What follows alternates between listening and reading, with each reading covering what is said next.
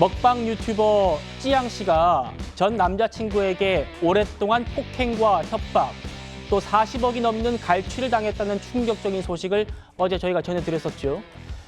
그런데 사실 찌양 씨는요, 이 피해가 대중에 알려지길 원치 않았답니다. 그런데도 다른 사람에 의해서 부득이하게 세상에 알려지게 된 셈인데, 그저 조회수 올리는 데만 관심인 다른 유튜버들이 이 찌양 씨의 과거를 폭로하지 않는 조건으로 돈을 괄취했다, 이런 의혹들이 일파만파 커지고 있습니다. 만나보시죠.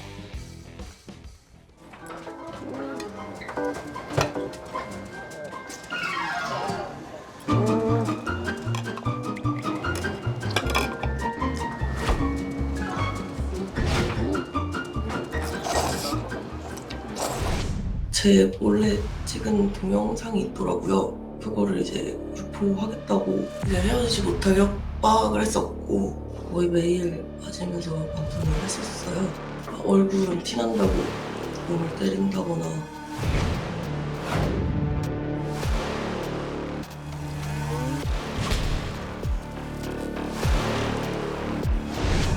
진짜 이 일이 알려진 건 사실 정말 아직까지도 너무 원하지 않았어요.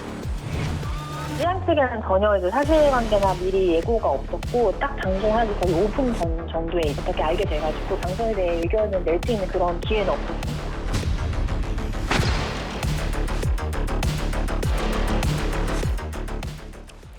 보신 것처럼 검찰이 즉각 수사에 착수할 정도로 굉장히 화제인 사건입니다. 김효성 기자님. 네. 일단 이 찌양 씨의 그 아픈 과거를 일부 유튜버들이 돈을 뜯어냈다라는 의혹이 제기됐는데, 이 사람들을 부르는 용어가 있더라고요. 사이버 레카. 네. 사이버 레커. 좀 시청자분들 이해를 돕기 위해서 좀 설명을 좀 부탁드릴게요. 네, 이제는 많은 분들이 사이버 레카가 무엇인지 많이 아실 것 같은데요. 일단 그 교통사고가 났을 때 견인차가 오잖아요. 견인차를 레카라고 하죠. 그런데 견인을 하기 위해서 차들이 레카가 몰려오면서 교통 규칙을 지키지 않는다던가 폭주를 한다던가 이런 많은 피해들이 있잖아요.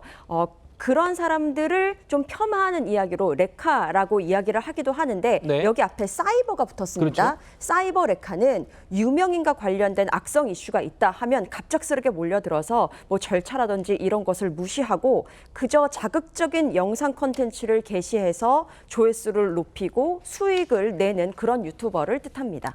그렇군요.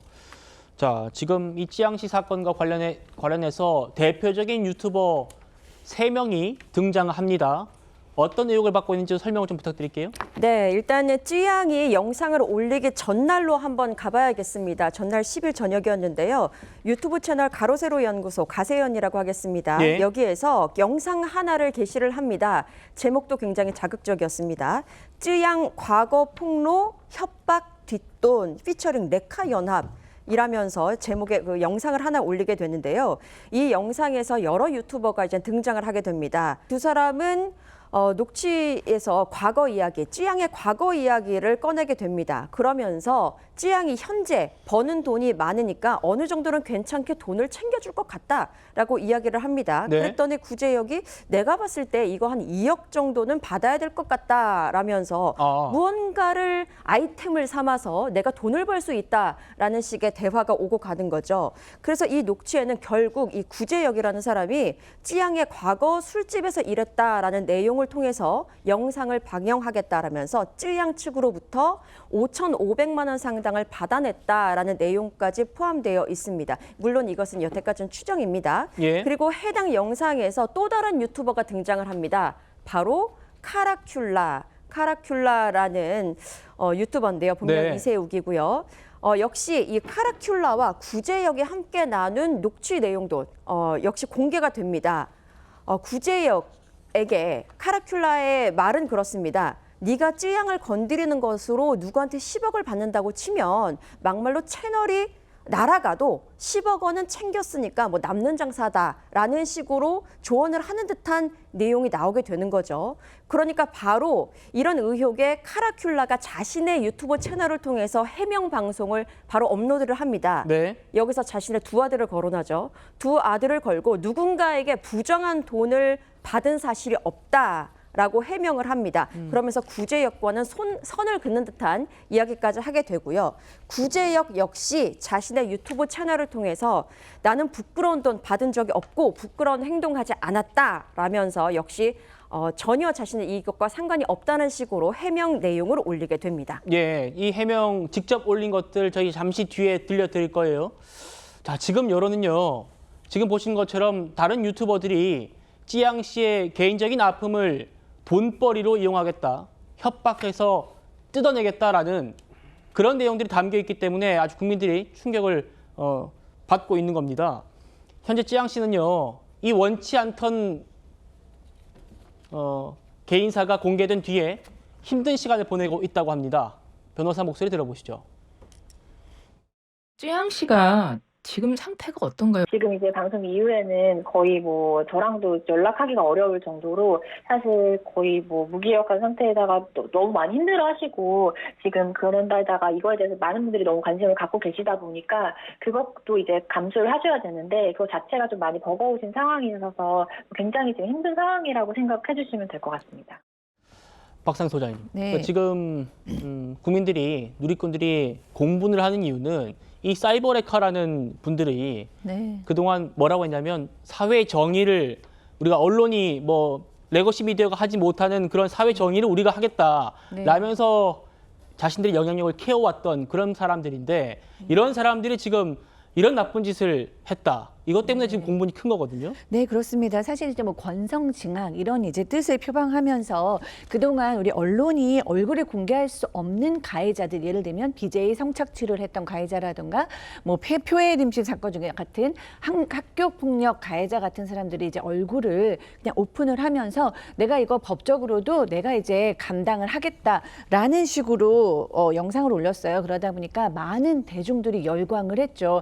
이게 불법일 수도 있지만 그래도 이들이 지향하는 방향이 사회의 선을 추구한다는 방향이기 때문에 우리가 많이 지지를 했는데 네. 그럼에도 불구하고 지금 보면 약간 조회수를 위해서 혹은 또 자기네끼리 대화를 보면 그 안에서 모종의 대가가 주고받은 느낌이 있거든요. 그렇기 예. 때문에 너무 배신감을 느낄 수 있어요. 물론 지금 현재로서는 본인들은 다 부인을 하고 있기 때문에 아직은 좀 더 살펴보고 기다려봐야 되는 측면이 있지만 지금 대화 내용으로 보면 좀 배신감을 느낄 수밖에 없는 상황이긴 합니다. 그렇죠.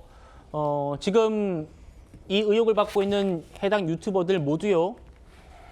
일단은 본인들이 받는 그 의혹을 부인하고 있습니다. 최근에 그 사생활 논란으로 좀 얘기가 나왔던 농구 선수 허웅 씨가 출연해가지고 화제를 많이 모았던 그 유튜브 채널이 바로 이 카라큘라이거든요. 카라큘라 해명 지금 들어보시죠. 단언컨대 저는 쯔양님과 관련하여 구제역이 어떠한 방식으로 접근하여 금전을 요구하였는지 전혀 알지 못하였습니다. 저는 유튜브 활동을 하면서 지금까지 누군가에게 부정한 금품을 받은 적도 요구한 적도 없습니다. 저와 무관한 부분이 충분히 소명될 수 있는 녹취 부분들을 악의적으로 모두 제거한 채 무단 배포하였습니다. 이번 일로 의도치 않게 거론되어 많은 심적 고통을 받으셨을 유튜버 쯔양님께 진심으로 사과드립니다. 김명선 기자님, 그러니까 카라큘라가 이번 논란에 당시 통화 녹취록 원본을 또 공개를 했더라고요. 구제역, 그 당시 친분이 있던 이 구제역한테 채널 운영에 주의를 당부하기 위해서 찌양 관련 저격성 영상을 올리지 말라 이런 네. 취지로 또 얘기했다 이렇게 주장하고 있어요. 그렇습니다. 정반대의 이야기를 이제 네. 카라큘라가 주장을 하고 있는 건데요. 우리가 카라큘라의 주장은 그렇습니다. 가세현 측에서 카라큘라의 입장을 쏙 빼놓고 짜깁기한 영상, 짜깁기한 녹취 내용을 그대로 방송을 한 것이다라고 주장을 하면서 자신은 찌양과 관련해서 구제역에 어떤 뭐 협박을 했는지 어떤 돈을 뭐 오고 갔는지 이런 건 전혀 알지 못한다라고 이야기를 했고요. 찌양의 어떤 과거, 엄청난 고통에 시달려 왔다는 내용도 전혀 알지 못했으며 찌양의 방송을 보고 나서야 찌양에게 어떠한 과거에 상처가 있었는지 그제서야 알게 됐다라고 이야기를 합니다. 네. 때문에 누군가에게 부정한 금품이라든지 뭐 그걸 받은 적도 없고 요구한 적도 없다라고 선을 그으면서 말씀하신 대로 이제 녹취록을 공개를 하는데요. 녹취록의 원본이다라는 것이 카라큘라의 주장입니다. 그러면서 지금 유튜브 코리아 측이 사이버 레카 채널에 대해서 눈에 불을 켜고 지금 집중을 하고 있다. 규제를 하기 위해서 우리를 지켜보고 있는데 우리는 이젠 조심해야 된다라는 식으로 구제역에게 코칭을 했다라는 것이 카라큘러의 주장인데요. 그러면서 코칭한 내용이 지금 이 순간에 찌양에 대해서 터뜨리면 너는 그냥 가는 거다라고 이야기를 하고 그랬더니 구제역의 질문이 그렇거든요. 그럼 형님 입장에서는 이거를 그냥 엿바꿔 먹는 게 엿으로 바꿔 먹는 게 좋겠어요? 그게 나을까요? 라고 이야기를 하니까 당연하지라는 이야기를 합니다. 그렇다면 엿바꿔 먹는 게 무슨 뜻이냐? 우리가 그냥 쉽게 생각했을 때는 이건 거래를 암시할 수 그렇겠죠. 있잖아요. 그래서 구제역도 카라큘라에게 엿바꿔 먹는 게 뭐 무슨 뜻이냐? 이건 뒤로 돈을 받아 먹으라는 거냐? 뭐 이런 식으로 이야기를 하니까 전혀 그게 아니다라고 이야기를 하면서 그게 아니라 구제역도 엿바꿔 먹는다는 것은 이것은 그냥 방송을 내지 않고 접겠다는 뜻이다라고 서로 합의를 본 듯한 그러니까 이건 방송을 내지 않겠다라고 그렇게 이야기가 정리된 듯한 그런 이야기를 주장을 한 거죠. 그러면서 이것은 만약에 찌양에 대해서 방송을 하는 순간 이것은 혐오감을 조장하게 되고 증오성을 표출하게 되니까 이거는 채널에 있어서 굉장한 해악을 끼치게 된다. 서로 얘기가 된 듯한 이야기로 마무리가 된 모양입니다. 알겠습니다. 굉장히 좀 복잡합니다. 지금 뭐 많은 사람들 등장하고 주장도 많기 때문에 시청자 여러분께서 한 번에 좀 이해하기가 어려우실 수도 있을 것 같아요. 어쨌든 이 유튜버들이 지금 제기된 의혹에 대해서 부인을 하고 있고 진실 공방으로 이어지고 있다. 이런 상황입니다. 찌양 씨는요 피해 사실을 공개하면서 어제 전 남자친구의 주변인들한테도 2억 원이 넘는 돈을 뺏겼다고 고백을 했습니다. 그 목소리 들어보시죠. 그분이 이제 주변 사람들에게도 제 욕을 정말 많이 했었는데 진짜 너무 과장되게 말하고 욕을 하고 막 그랬었는데 그래서 그 주변 사람들에게도 협박을 당해서 제 돈을 준 적이 있습니다. 그래서 한 2억 넘는 돈을 썼던 것 같아요. 지금 찌양 씨가 굉장히 힘든 시간 보내고 있다는데 정영진 변호사님 이렇게 지금 돈을 목적으로 순전히 돈을 목적으로 지금 협박하는 거 이 분명히 범죄 아닙니까? 그렇죠. 이런 것들은 사실은 협박을 하는 것도 범죄지만 협박을 통해서 금전을 갈취하는 거는 협박죄를 넘어서 가지고 뭐가 되느냐? 공갈죄가 되는 거거든요. 그런데 제가 뭐 공갈죄가 그렇게 생각보다 많이 발생하는 것은 아닌데 제가 본 여러 가지 케이스 중에서도 가장 최악의 케이스가 아닌가 저는 그런 생각이 들고요. 어떻게 저런 식으로 그다음에 금액도 2억 뭐 몇십억 이렇게 큰 돈을 어떻게 저렇게 갈취할 수 있었는지 그 부분에 대해서 어쨌든 형사적인 처벌이 있었어야 될 것 같은데 그런데 그 뭐 전 남자친구가 다른 선택을 했다라고 하니까 거기에 대해서 뭐라고 할 수는 없겠는데 이러한 일들은 더 이상 있어서는 안 될 것이다라고 판단이 됩니다. 지금 검찰이 고발장을 접수받은 곧바로 지금 수사에 착수를 해 있는 그런 상태입니다. 차재현 교수님, 일단 아까 이제 김여성 기자님 말씀 또 주신 것 같은데 이 선정적이고 또 폭력적인 콘텐츠로 돈을 버는 이 유튜버들에 대해서 좀 정부 기관 차원에서 방심이라든지 이런 데서 좀 뭐 제재를 해야 되지 않나 이런 얘기들도 있습니다. 그래서 오늘 뭐 방심위에서도 사실 이 지금의 가짜 뉴스를 통해서 혐오로 부추겨서 거기에서 금전적인 수익을 얻는 유튜브들에 대한 나름대로의 좀 대책을 마련할 필요가 있다는 이야기가 나온 것 같아요. 그런데 문제는 이 유튜브 같은 경우는 지금 운영사가 구글이잖아요. 그렇기 때문에 사실 우리나라의 당국의 여러 가지 규제가 미치기가 쉽지 않다. 그렇다고 한다면 방심위 차원에서 구글과의 협력 체계를 빨리 좀 구축할 필요가 있는데 바로 그 때문에 최근에 방심위원장이 미국을 방문해서 구글 본사도 방문한 적이 있거든요. 물론 뭐 그 관련된 여러 가지 뭐 또 자범 섞인 뉴스가 있긴 했습니다만 어쨌든 유튜브의 운영사인 구글과의 그 협력을 통해서 상당히 사회 혐오를 부추기는 이런 부분들에 대해서는 대책을 세울 필요가 있다는 생각이 들고요. 저는 좀 더 나아가서 국회 차원에서 좀 나설 필요가 있는 것이 아닐까 생각이 들어요. 예를 들면 이 가짜 혐오 뉴스를 통해서 결국은 지금 유튜버들이 노리는 게 뭡니까? 금전적인 이익이잖아요. 이런 식으로 이 가짜 혐오 뉴스를 통해서 돈을 번 이런 사람들에 대해서 만약 유죄 판결이 날 경우에는 범죄 수익을 일종의 뭐 환수하는 그런 차원에서 이 강력한 처벌 법을 만들 필요가 있지 않나 생각도 듭니다. 알겠습니다.